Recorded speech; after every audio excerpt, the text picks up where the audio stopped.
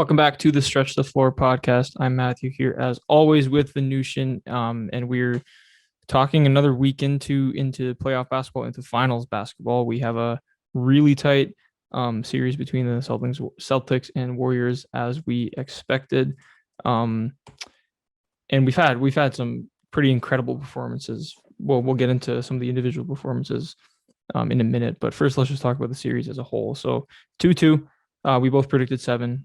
And it looks like it's trending that way. Going back to Boston for game five. No, sorry, going back to Golden State for game five. What are we expecting here? I'm going with Golden State to win this one. I like their home record. The only team to beat them at like the Oracle, or I guess they're newer, but the only team to beat them at home is Boston in this finals. But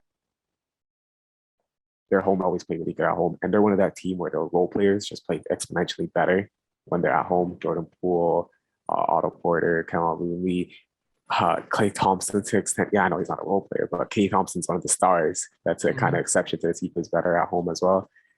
So I just think all those guys will play better at home. Steph Curry's on an amazing hot streak, and the momentum is just going to be so much in their favor to start the game. I think it's just going to come slap the Celtics. Celtics going to build back, make it a close game.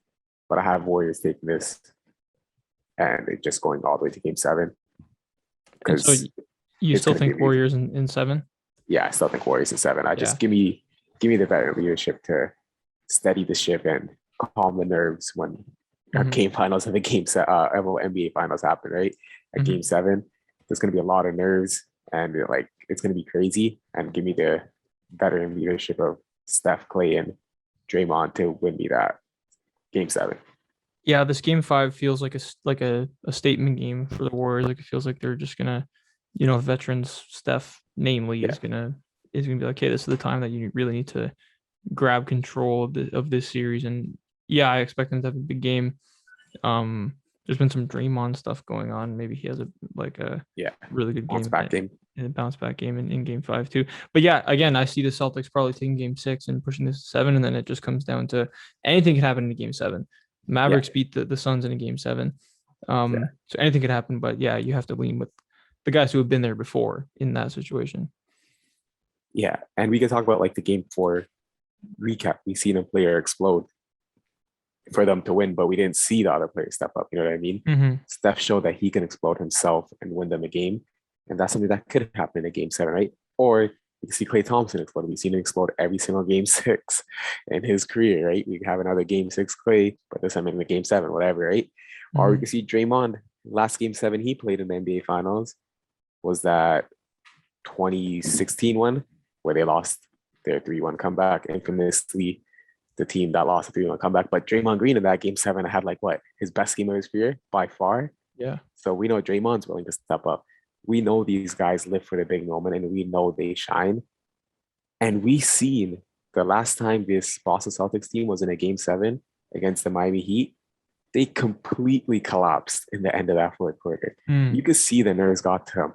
They were dribbling, they're just giving up not open threes, but they're giving up pretty high quality shots. And if it wasn't for Jimmy Butler deciding to shoot a fast break three instead of a layup, that could have been an overtime game, right? So we see a team that is young and that has got the nerves of them and that has, let the nerves almost get the better of them versus three guys who have consistently performed at the highest level. And you just have to go with Warriors if it comes down to a game seven, just because of the stereotypical, you have to bet on the veterans.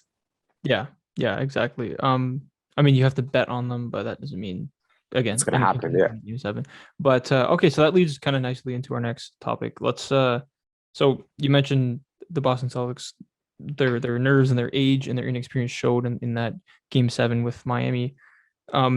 4 games into the finals, Jayson Tatum, where do we see, how do we think of him when it comes to the NBA, when it comes to the very best in the league, when it comes to history and legacy and all that? What are we kind of getting from him throughout the whole playoffs and then now 4 games into the finals?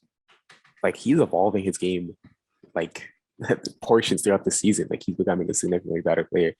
This playoffs, I think a lot of us would say Jayson Tatum's a much better playmaker than a lot of us had him penciled in to start this playoffs.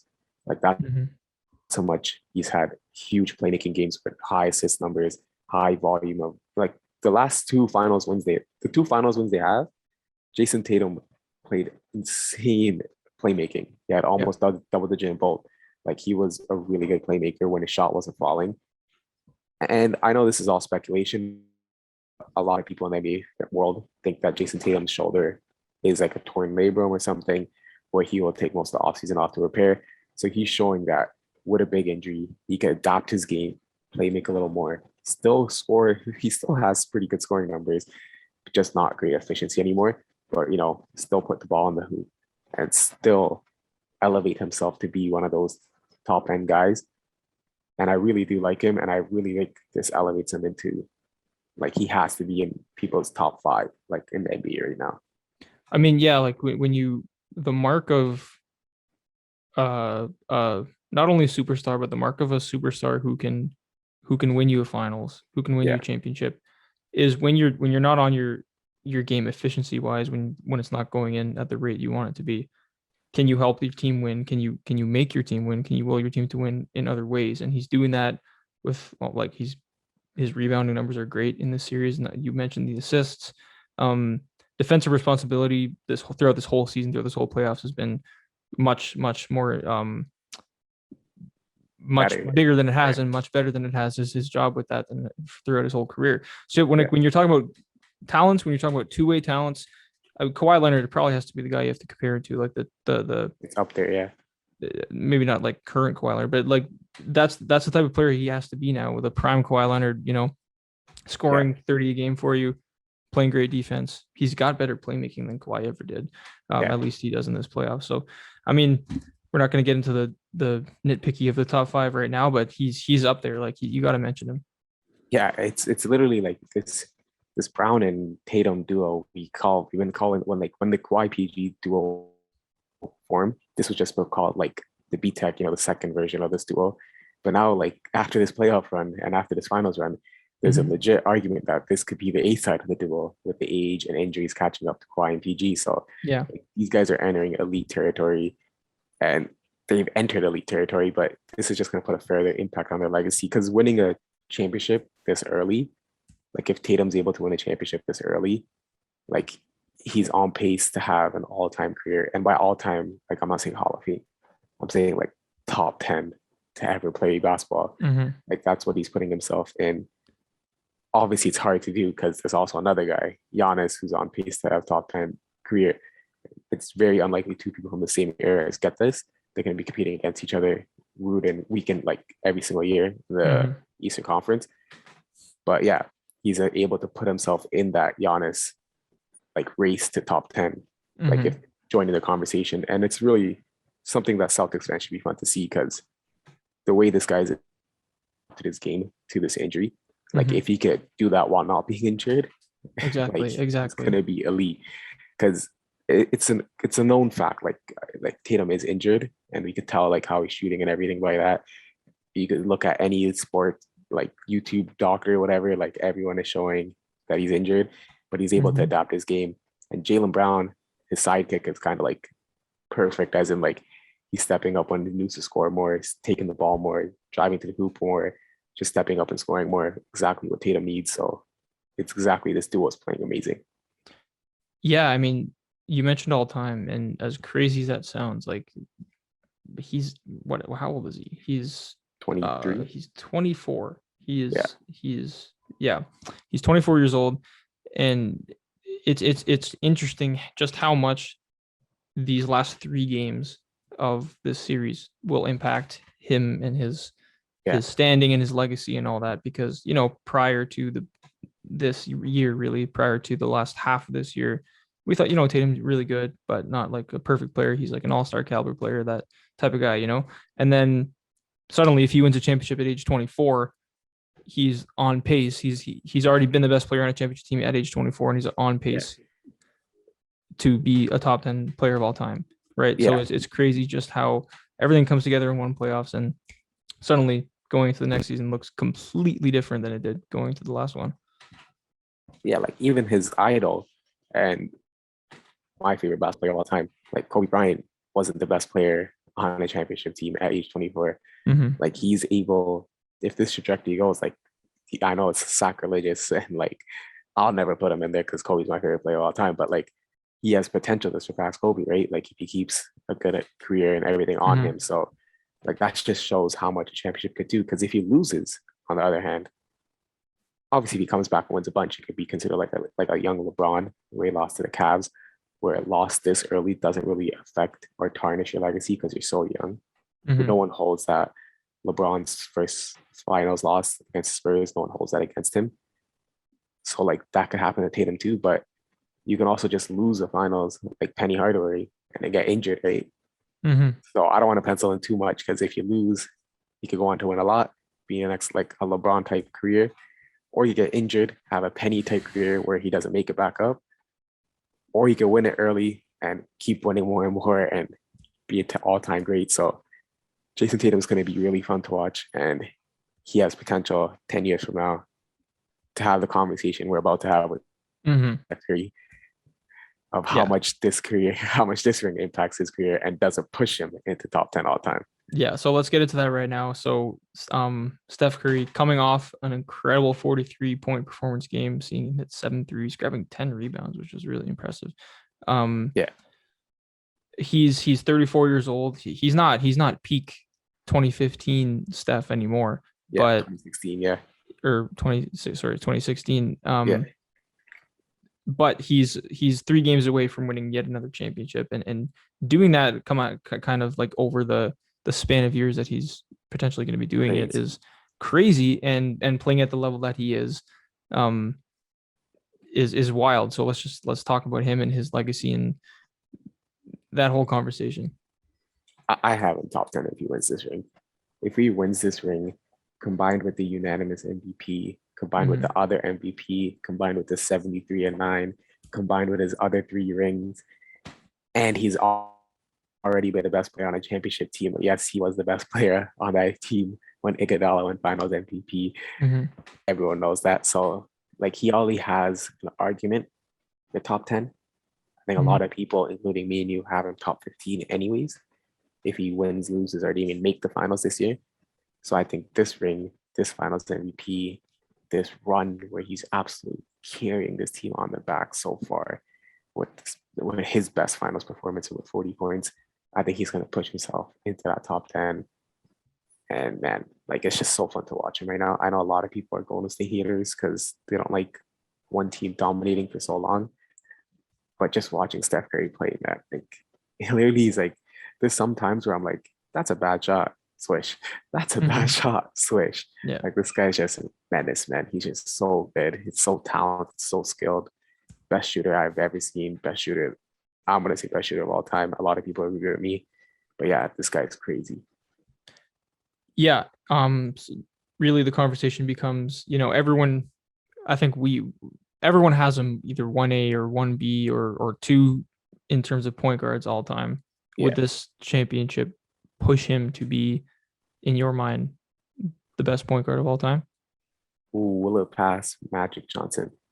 I still have Magic Johnson ahead of him, even if he wins this championship. I have Magic Johnson at I think I had him 7th. Steph be 9th. So 7th and 9th, Magic 7th, Steph 9th all time, total, no positions. And then positions I'll have Magic first, Steph second. But it'll be argument. If people had Steph, if he wins this ring over Magic, I understand it. And probably by the end of Steph's career, I'll probably agree with him. It's just right now, right. You don't want to focus too much on recency bias, right? So I'll keep Magic in. But honestly, if Steph wins this ring and wins nothing else for the rest of his career, I probably would move Steph above him. It's just something where you need his career to finish before you can finally say it, right? Yeah. You are better than Magic Johnson. Yeah. We didn't even call Kobe the greatest Laker until his last year as a Laker. That's when people are like, all right, Kobe Bryant's the greatest Laker. You were better than Magic Johnson as what you did for this Lakers organization. It took on to Kobe's last year of his career. Your career needs to come to an end to surpass Magic Johnson. Yeah. And it's kind of a pointless debate because 2 completely different times, 2 completely different eras, and everyone our age and around there is probably going to say Steph, and everyone older than us is going to say Magic. Yeah. Magic. So it's kind of pointless. But in any case, I think you're right that he is building kind of an undeniable top 10 resume. Like no matter who you are, you probably can't deny top 12. And Yeah. by For the sure. time it's all said and done, he's most likely going to have a couple more All NBA appearances and a couple more All Star appearances. And I don't know, Yeah. but I don't know about another championship, but maybe I You don't know. never know. You Yeah. never know, right? This core, So Kaminga, Wiseman, Moody, they're still young. Jordan Poole. he's only 34. Like LeBron won a championship at what 30? I don't know, 6, something like that. And shooting goes away a lot less, like a Exactly. lot slower than athleticism. So imagine Steph's doing this at 40, like Mhm. different conversation. And we've seen small point guard the first time, like Chris Paul is still all NBA level at Mhm. 37. So we've seen a small point guard do it. Like it could be crazy. Like Steph's longevity could be up there, even if it's just kind of his ankles hold up. Like we've seen that one Mhm. ankle scare this NBA finals and everyone on their seats were like, oh no. Like his ankle is the only question, but Yeah. man, he has a chance. When yeah, when players of this caliber are getting to the age that he is, you see it with LeBron when he became the GM and he started kind of making those GM moves and building the team to his liking. We saw with Yeah. Tom Brady in football when he goes over to Tampa Bay and he's like, "Yeah, I want this guy, I want this guy." They're trying to put the they know that they're old and they know that they're kind of at the tail end of their other primes, and they want to put the best teams around themselves to take some pressure off, maybe cover up for some deficiencies that they might run into. So we could maybe see Steph move into that mode in the next couple of years and try to maybe influence some of the, like they have those young guys that they could trade, and he's like, I want this guy, I want this guy, and then maybe try to take some pressure off as he gets older, still being the best player on the team, but maybe covering up a little bit more. Yeah. Also, we've never seen like someone like Jordan Poole that could just provide so much minute relief for Steph and Clay Yeah, exactly. Yeah. as they age, right? So we've never seen such a good backup as a player ages. You know what I mean? Like LeBron's never had good small slash power forward as he aged, right? Mhm. Like, get what I'm saying? So like we're gonna Oh, see totally. something revolutionary where Steph could play like 40 games in the regular season and then just go crazy in the playoffs, right? So we could see how it is, man. Like this Warriors organization, they go out and we've seen the best players. So Yeah. who knows how long Steph will last for? Yeah, I guess what I'm saying is I don't expect to ever really see Steph on a team that's going to be like scrapping for an 8 seed or something No, like that. for sure. Not I anymore. think he's going to do everything in his power to ensure that he has the pieces around himself to at least play in a couple of playoff series. We'll never see LeBron. I mean, LeBron didn't make the playoffs this year, but Yeah, um, in an ideal world, that roster would have been probably good enough to make the playoffs. But I don't know. yeah, That's what I think. But yeah, in any case, Steph top 10. He's only 34, and you can make a really really good case that he could end up in the top 10. And a lot of those guys in the top 10 have a pretty good age 34 and later resume yeah, to their name. So he still has a lot of time to go up that ladder, which is crazy. sure. Yeah. And another person that he's going to be competing top 10 with is, I see this popping on Twitter a lot, the debate Steph Clay Dre versus Tim Duncan, Manu, Tony Parker. And for that to be in the debate just shows how good and that these three Hall of Famers are playing. Mm-hmm. Like that's crazy. Like both those all-time trios. And it's fun that we get to watch another one in our sports watching career. Yeah, yeah. And we get game 5 tomorrow, and which should be it's a best of 3 series now, right? Yeah. Which should be crazy. But yeah, this was just a pretty short podcast, just kind of go over the finals, not too much else going on. We'll be out with some draft stuff coming up next week, so stay tuned for that. But yeah, just go enjoy the finals while you can, just appreciate it while it's Enjoy still on. basketball. Enjoy Steph. Exactly, enjoy the basketball. And yeah, so we'll be back next week, like we always are. In the meantime, check us out on all of our socials: Instagram at Stretch the Floor Podcast, YouTube STF Clips, and subscribe to the feed. Leave a 5-star rating, review, comment. It all really helps. Thank you again, and we will see you next week.